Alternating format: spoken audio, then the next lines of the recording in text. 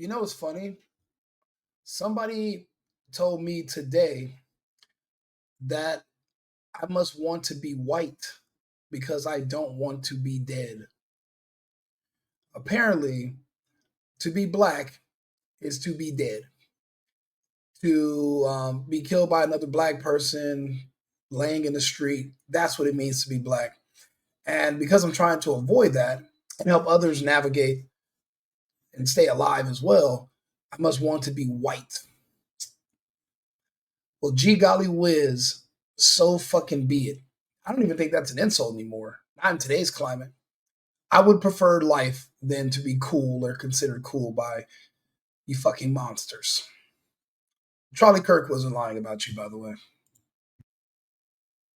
Black people are only 13% of the population, yet they commit 55% of the murders. Why? First of all, that's a blatant lie, and Charlie Kirk knew this. Black people account for 13% of the population and 51% of the arrests for murders. 51%. So, so what this lying piece of shit, sassy coach, whatever, what he's trying to tell, this is what he's implying, is that police are mistakenly profiling and just arresting people for murders that are innocent, that didn't do it. They were just actually on their way to engineering class or on their way to do a surgery because, of course, they're all doctors and engineers, right? So the police they do arrest 55% of the people for murders are blacks, but they're not convicted. That's what he's going to say. So what he's basically like, again, he's saying that the police are accidentally or racially profiling and just mistakenly arresting people for murders that they didn't commit. We also account for 60% of the exonerations of those arrests. So that points more to black people being falsely accused rather than black people are committing all these numbers of murders that Charlie Kirk is trying to attribute to the black community. Now, mind you, these murders, 55% of them, 90 plus percent, not over 95% of those murders are of other black people. See, when you lie and you're disingenuous and you make up stuff to skew the numbers to portray yourself as being not a monster but a saint, you're actually endangering your own community. You're endangering your own people. Monsters are real. Sometimes there really are monsters under your bed and in your closet. Fortunately, I live in a state where I have guns. Guns are necessary when there are black people in proximity to where you live. That's really the only reason why we necessarily even need guns still in 2025 or even law enforcement is because there are going to be black people like this man who are going to make excuses for others so that when they come out to rob and kill you, he's going to lie. Can I say that I was not also a part of the problem? No, I cannot. I myself am from Los Angeles. Used to do a lot of stuff, etc. You know what's funny? I used to actually have a t-shirt that I used to wear, right? It used to say, "Stop snitching" on it. Stop snitching. What that implies is that if I see someone commit a murder, don't tell. If I see someone rape someone, don't tell. If I see a child molester hurting a kid, for me to go to court and to point out and say, I seen that man hurting that kid, molesting that kid, then that is still technically all under the umbrella of snitching. Now, at the time, I thought snitching is, don't tell your friends if they steal a car or if your friend is selling weed. No. It encompasses everything. I mean, most criminals are multifaceted.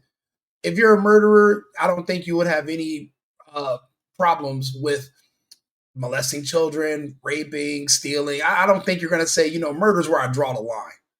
I'm not going to do anything else. They're usually multifaceted. So, I was asking someone, and we had a philosophical conversation. We were saying that if snitching culture wasn't a thing, how many of our friends and family would still be alive? How many of our friends and family members were killed by a repeat offender that had someone snitched on them, they would have been in prison and they wouldn't have been free in the wild, in the world, and hurt or killed one of our family members or our friends. The stop snitching culture that I helped promote is the reason why there are 60% of those murder arrests ended in exoneration, because we would not show up to testify against those people. It's not because they were innocent, it's because of a technicality.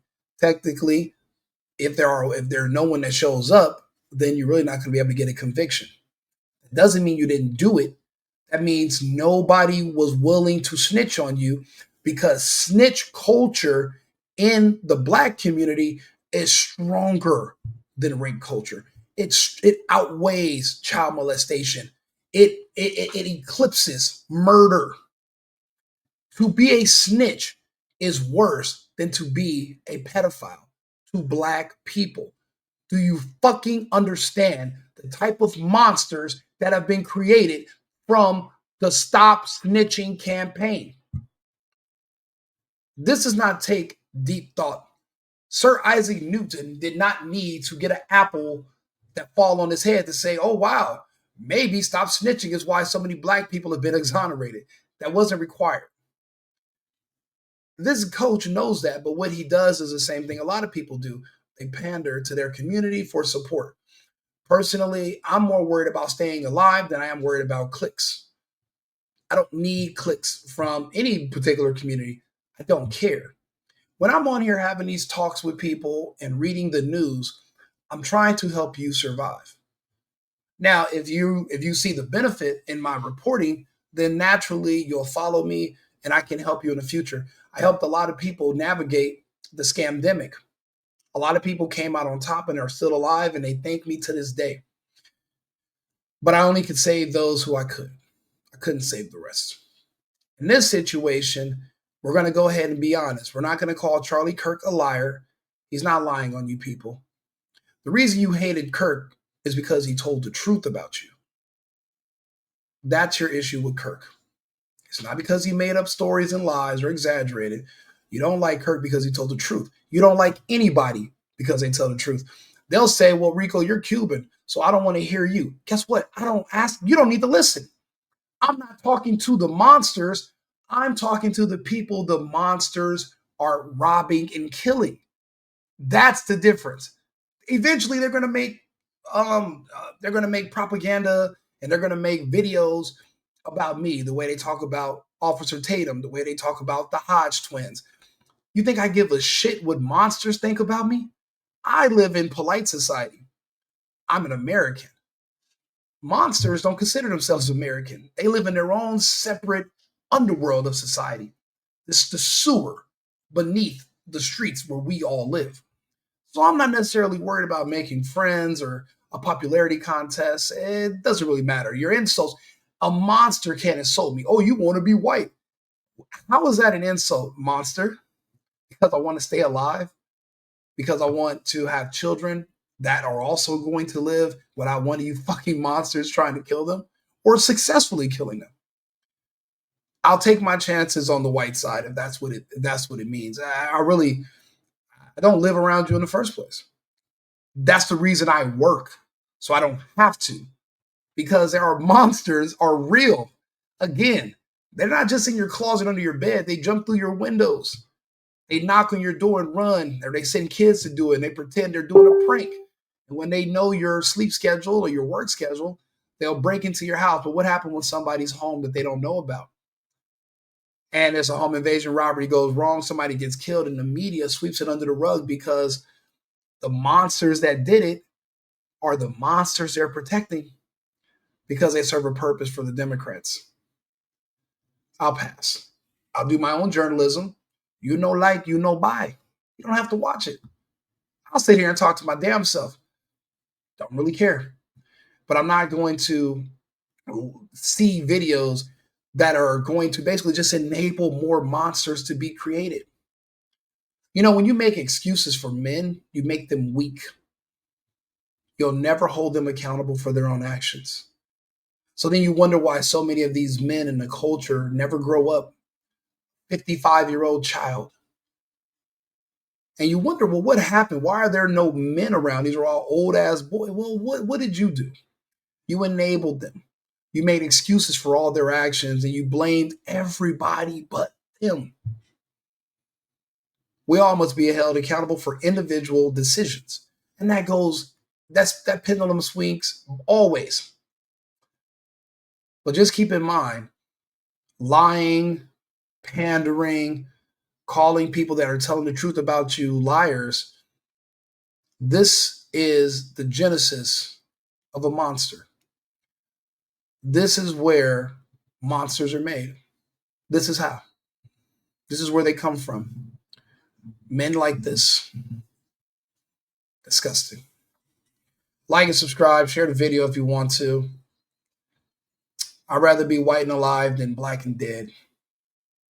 Fuck it. I've been needing to find a new apartment, which has not been easy with credit as bad as mine. Luckily, I found cosigning.com. They connected me with a cosigner who helped me get my dream apartment for me and my dog. I just paid a small fee and was able to move in fast. Get the cosigner you need for the apartment you want. Check out cosigning.com today.